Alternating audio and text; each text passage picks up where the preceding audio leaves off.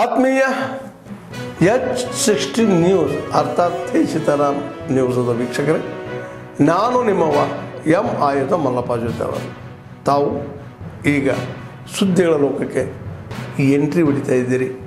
ಈ ಸುದ್ದಿಗಳನ್ನು ಪ್ರತಿಯೊಂದು ನೋಡೋ ಜೊತೆಗೆ ನಿಮ್ಮ ಅಭಿಪ್ರಾಯಗಳನ್ನು ಹಂಚ್ತಾ ಇರ್ರಿ. ಯಾಕಂದರೆ ಈ ಸುದ್ದಿಗಳು ನಿಮಗಾಗಿ, ನಿಮ್ಮ ಬದುಕಿಗಾಗಿ, ನಿಮ್ಮ ವೈಚಾರಿಕೆಗಾಗಿ, ನಿಮ್ಮ ತಿಳುವಳಿಕೆಗಾಗಿ ಅನ್ನೋದು ನಿಮಗೂ ಗೊತ್ತು. ಜೊತೆಗೆ ನಮಗೂ ನಿಮ್ಮೊಂದಿಗೆ ಇದೊಂದು ಮಾತಾಡುವಂಥ ಜೊತೆಗೆ ಸುದ್ದಿಗಳನ್ನು ಬಿಡುವಂಥ ಕೆಲಸ. ಈ ಕೆಲಸದಲ್ಲಿ ನಾವು ನಿಮ್ಮೊಂದಿಗಿದ್ದೀವಿ ಅಂತ ಹೇಳ್ತಾ ನೋಡ್ತಾ ಇರಿ ಸುದ್ದಿಗಳನ್ನು.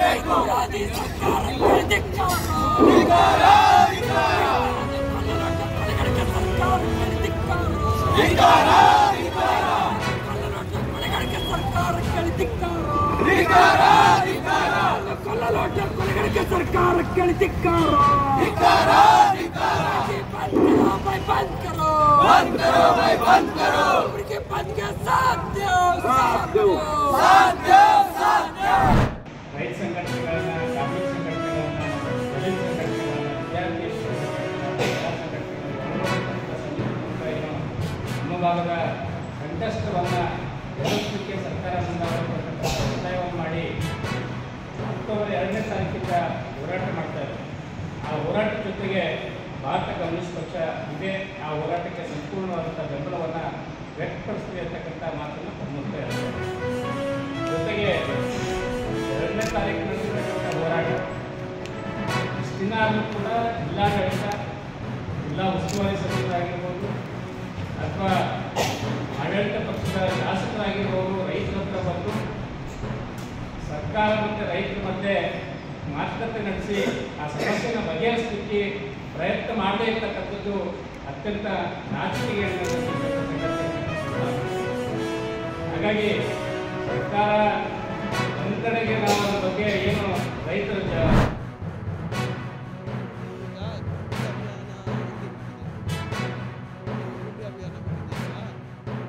ಬಿಜೆಪಿ ಆಡಳಿತ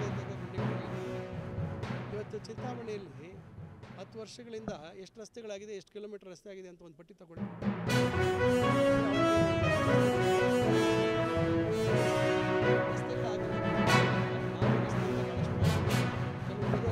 ಆ ರಸ್ತೆಗಳ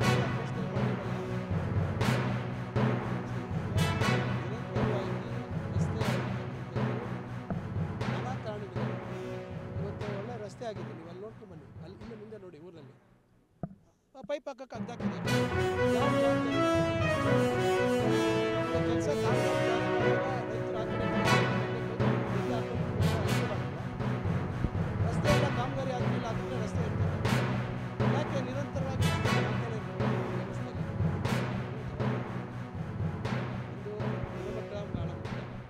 ಇನ್ನೊಂದು ಜನರು ಕೂಡ ರಸ್ತೆ ಕಾಮಗಾರಿ ಆದಮೇಲೆ ನಿರ್ಭಯವಾಗಿ ಅಧಿಕಾರಿಗಳು ಹತ್ರ ಅನುಮತಿ ತಗೊಂಡು ರಸ್ತೆ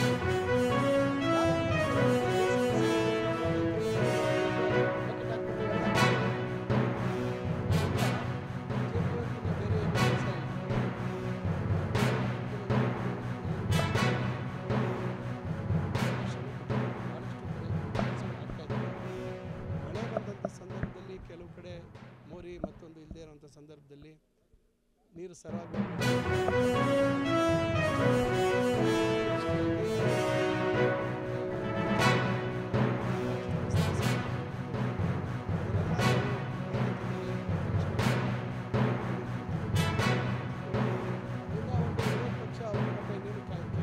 ಕೆಲಸ ಇಲ್ಲ. ಗುಂಡಿ ಅಭಿಯಾನ ಅಂತ ಮಾಡ್ತಾರೆ. ಅವರಿದ್ದಾಗ ಗುಂಡಿಗಳಿರಲಿಲ್ಲ. ಕಾಲಚಕ್ರ ನಾಳೆ ಬೆಳಗ್ಗೆ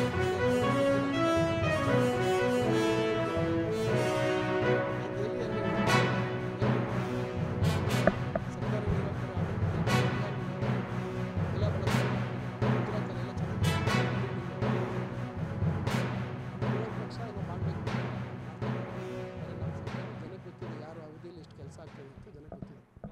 ಕರ್ನಾಟಕ ರಾಜ್ಯದ ಹವಾಮಾನ ಮುನ್ಸೂಚನೆ.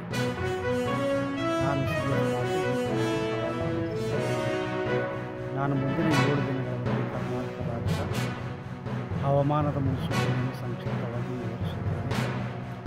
ಎಂದು ದಕ್ಷಿಣ ಒಳನಾಡಿನಲ್ಲಿ ವ್ಯಾಪಕವಾಗಿ, ಉತ್ತರ ಒಳನಾಡಿನಲ್ಲಿ ಕೆಲವು ಕಡೆ, ಕರಾವಳಿ ಜಿಲ್ಲೆಗಳಲ್ಲಿ ಹಲವು ಕಡೆ ಮಳೆಯಾಗಿದೆ. ಪ್ರಮುಖವಾಗಿ ಮದ್ದೂರು, ಮಂಡ್ಯ ಜಿಲ್ಲೆಯಲ್ಲಿ 11 ಸೆಂಟಿಮೀಟರ್, ಚಿಂತಾಮಣಿ, ಚಿಕ್ಕಬಳ್ಳಾಪುರ ಜಿಲ್ಲೆಯಲ್ಲಿ, ಕೇರಸೊಪ್ಪ, ಉತ್ತರ ಕನ್ನಡ ಜಿಲ್ಲೆಯಲ್ಲಿ 6 ಸೆಂಟಿಮೀಟರ್,